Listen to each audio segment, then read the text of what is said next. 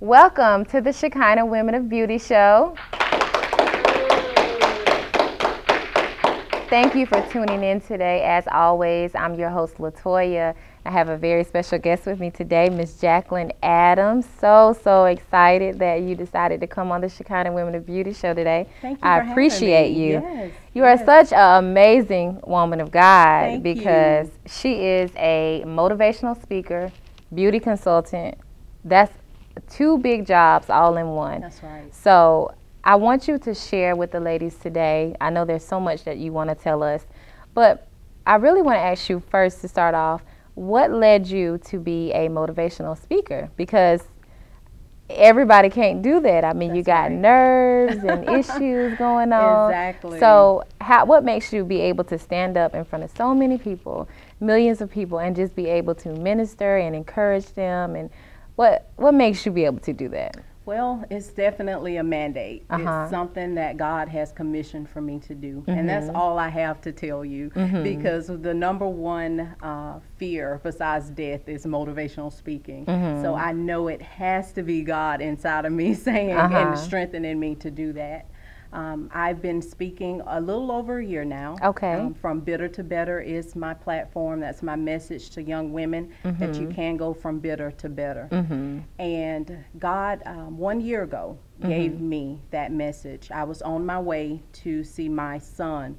He was in a juvenile facility down in Crestview. And on my way there, God began to speak to me. I was in pain and hurting as a mother. My son had been gone for 2 years. And I said, God, what do I do with all of this pain that I'm experiencing and all that I'm going through, God? What do I do with this? And he began to just simply speak to my heart and say, you're going to tell your story. You're going to begin to speak and tell that young girl that she does not have to be a teenage parent. I began to tell young women that it's not over just because you go through a divorce or abuse or rape. So how did you feel at that moment when you're riding down the road and you hear God speak to you and say, you're going to be the speaker? What was your first thought on that? Are you crazy, God? Did you pick the right person? Are you serious? And it was just a matter of just really disbelief. Like, this is not what I wanted to do. But this is what he had for me to do, to take all of that I've been through, the pain and the disappointment, and to use it to bless someone else. Okay, so you felt like, okay, no problem, I can do this, I can walk into this calling that God has for me, and I can be this great motivational speaker. Because he's in me. Because he told me to do that. And you were able to. I was able to, So that's right. what is Miss Jacquelyn's story behind it all? Wow, my story. Well, little girl born in Attapogus, Georgia. Everybody says, what is that, a nursing home? I know, I never heard of it. I know, exactly. Nobody's ever heard of Attapogus. Born and raised Attapogus. Never thought I'd amount to anything. Dad died in front of me. I was 11 years old. He dropped dead of a heart attack. And just began to go through some things. I was raped at 12. Years passed, and ended up in a very abusive relationship, a man that would beat on me and mistreat me, emotionally abuse me. Ended up in a mental hospital for a weekend. They took my children away from me. Everything from divorce to abortions to depression. I've been there and I've done that, and it's something that allows you to be able to speak into someone else's life, because life is the best teacher, best experience. Exactly, so, because you can never minister to someone and help bring that person out if you haven't been through it. Exactly. So I just want to commend you, because being such a great motivational speaker and looking at you and knowing you, I would never have imagined in a million years that you had that great testimony and you went through those awful things. But it encourages me at the same time, because that just confirms that no matter what we go through, hurt in different situations, God can use us and he can bring us out. And you had to go through those awful things to become the great woman of God you are today. Correct. So, Bitter to Better. Bitter to I Better. love that name. So you got to tell us. Now, Bitter to Better is your ministry. That's right. For your motivational speaking. That's right. What made you come to the thought, the name bitter to better. Right. Now, do you feel like you were bitter I was in very any way? bitter, very bitter. So you just took it off yourself, I'm bitter, now I'm better. Exactly. And so this is the ministry name I got to take off because I'm going to encourage a woman and let her know because you were once bitter doesn't mean you have to stay bitter. You can get better. Exactly. So just share with us about that. Well, I believe that us as women, we go through so much, from abuse to rape to church hurt to divorce, just a lot of different things that we experience. And I believe a lot of us sometimes stay there. It's so important that you move from that place that you're in. It's okay to cry and weep and moan and experience those emotions, but you have to move forward. You have to, because if you don't, you'll end up bitter. You'll end up mad and angry at the world, and God does not want his daughters to be bitter and upset and angry and just frustrated all the time. I talked about that in the past. When we're bitter, we don't realize that we plant that root, that bitter root inside of us, and it branches off into so many other things, and then next thing we know, we got issues over here and issues over there that could have been that couldn't have happened if we just would have not allowed that bitter root to be implanted inside of us. And it's so easy for it to happen. It's a domino effect. It exactly. Really is. So going through all those situations, that's what made you bitter. So what made you better? Where did the better come in at? The better came in when I took a long look at myself in the mirror. Everybody around you can see you. They can see the pain and the what you're going through. Exactly, the ashes. But what happens is you have to see that. It's like a slap, a wake-up call. And that's what happened to me one day. I began to just see myself. My hair was a mess. My hair was nappy. My clothes was wrinkled. You know, venom was being spewed out of my mouth. I was so hurt, just didn't trust anybody. And I said, ooh, I look a mess, you know, I'm a mess right now. God never created me to be like this. And it was a wake-up call for me that you have to do something about this. You can't stay in that same place. You got to come up out of it. Because the world has need of you. There's another woman that has need of you. There's a ministry that has need of you. And if you stay in that place and never allow God to move you, then you're doing the world an injustice. Yes, because when you're bitter, you can't get anywhere being bitter. You're not even going to be able to reach out to anyone with that bitter root implanted inside. That's right, exactly right. Bitter to better. Bitter to better. I love it, I love it, I love it, I love it. That's it, that's it. So this powerful motivational speaker, you've got all these engagements going on, you're ministering to all these women, and where does the beauty consultant come in at? Beauty consultant. Is it tied in together? Tell us, how does that work? It's not tied in. I mean, I love the show. Your platform is beauty from ashes to beauty. Exactly. God gives us beauty for ashes, and I believe that there's nothing like a pretty face and your hair made up and a nice little outfit on. You know, it does something for women, for our self-esteem. And so as I'm going about speaking and ministering to young girls and women, I was on a job. I used to be an accountant for 5 years, and I was on a job dead end, and it wasn't working out. And so I began to pray, Father, please just get me out of here, show me another route. And one night I dreamed that I was in a supermarket eating pink cheese. Wow. Pink cheese. That's God and his sense of humor. I was eating pink cheese. And my husband, he discerns the dreams. And I said, I don't know what this means. He didn't have a clue. And a week later, my good friend Susan called me and she said, hey, can I do a Mary Kay makeover on you? And I was like, sure. I've been a customer for years. And I met with her, and she shared the business opportunity with me. And I went home, and my husband said, baby, that's the pink cheese, Mary Kay. Mary Kay is the pink cheese. And so ever since then, I've been a consultant now about 2 months, and I just ran with it. I quit my job, and this is my full-time job now. So now you got this flexible schedule. You're open to do what you need to do ministry-wise, and you're able to tie it all in together. Right. We all can't do that and be good at it. Right. And you're great at it. I'm great at it. You are. You really are.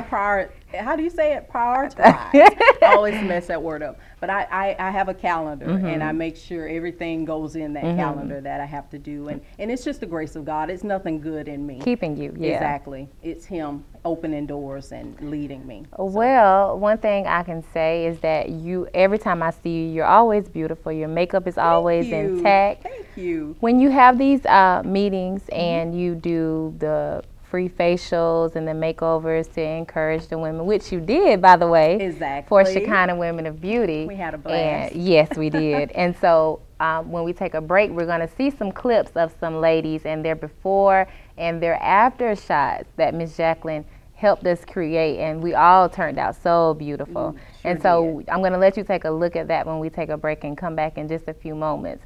But before we do that, I want you to share one particular beauty tip with us. Well, one tip I would definitely suggest all the women in America: wash your face. Wash your face at night and in the morning. And the reason is because it's just like your car. If you spend weeks and weeks and you never wash it, what happens? The dirt begins to builds pile up. Yes. Exactly. And before long, you have somebody going, wash me, in the back of the window, right? Well, it's the same way with our skin. It collects dirt, it collects oil if we wear makeup, and we need to cleanse, not just cleanse, but exfoliate our skin, moisturize our skin, so that we can be beautiful as God created us to be. Ashes to beauty. Exactly. I love it. Exactly. Well, we are going to take a quick break, and I want you to check out these before and after shots of these amazing pictures that we took with Miss Jacquelyn, and we'll be right back, so hold tight.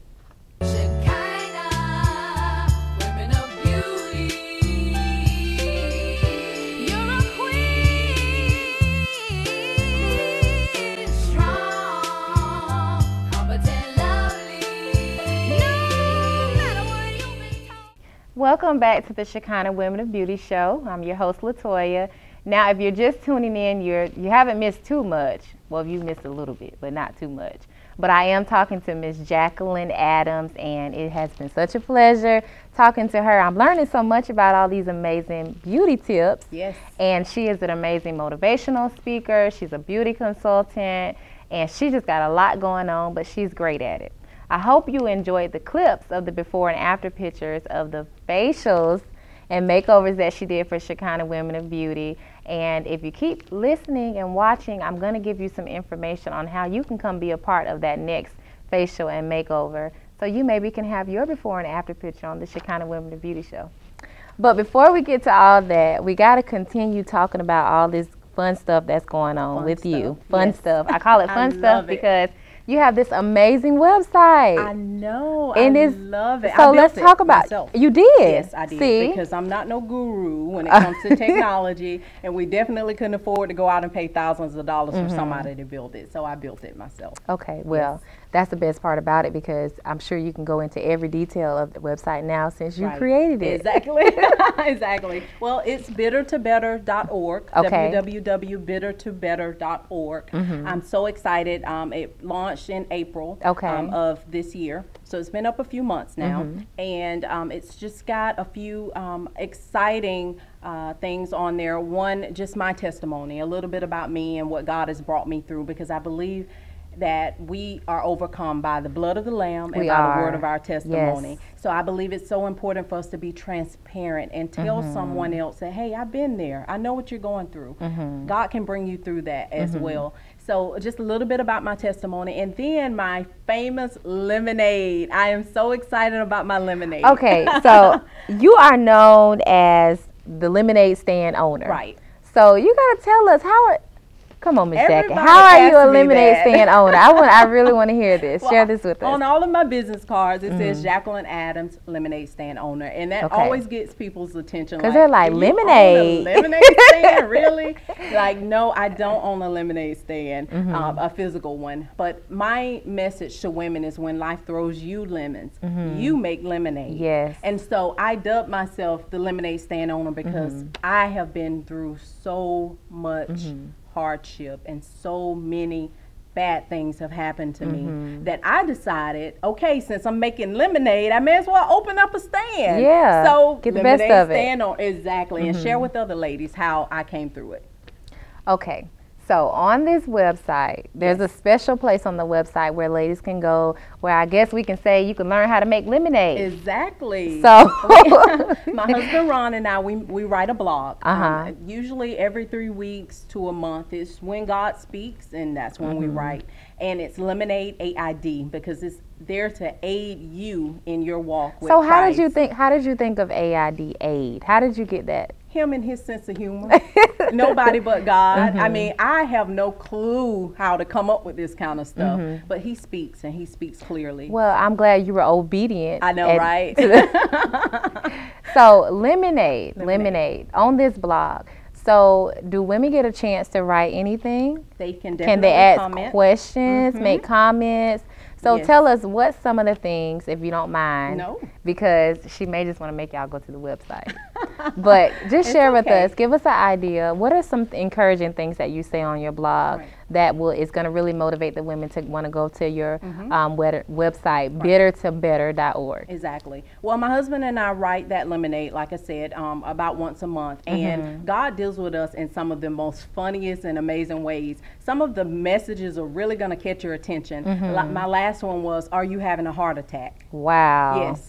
So God began to deal with me about some heart issues, and he wanted me to share that with the ladies. One of our lemonades was drop it like it's hot. I know that's kind of controversial, you know, but hey, drop it like it's hot. Another one was ant bed. Another one was so much to do, talking about the importance of reaping and sowing. So there's some very catchy phrases. I like them, and then they have ministry behind them, the Word of God to back it up. So we can't go wrong with the Word of God. Exactly. So you know that if you go to this website, you check it out, you go to the Lemonaid Stand, you're gonna get some motivational sayings to help you, to encourage you, and the names might catch you off guard at first, but when you read them, you'll be encouraged, and that's the important thing about it. So let's talk more about Lemonaid. I wanna know, what are some of the comments that you get on the website? Comments are, oh my God, girl, were you in my back room last night? Were you a fly on my wall? You know, because this is so important in this hour that we make sure we are speaking what God says. Period. If he doesn't speak, we don't write. Exactly. It's really simple, because I can give you some garbage, but you're messing with people's lives. And so we want to make sure that we're speaking what God speaks. And so when you go there, God knows what you're going through. And so some of the women are like, oh my God, you know, I wrote about our finances and how we can buy pocketbooks and shoes, but we don't want to sow and tithe and ministry. And it's true. It's true. So true. And if you have a need, sow a seed. If you don't sow, don't expect it to grow. It's real simple. So that's one of the things that they mention, and just love on me. I love on people. I'm real. I'm practical. I don't say, hey, just trust God. I show, that is definitely something you need to do. But I show you how to trust God. I show you how to sow. I show you how to just rest until he moves, because sometimes he don't move just because you think he should move. And so there's some periods of waiting there. But yeah, the women are blessed. I believe it's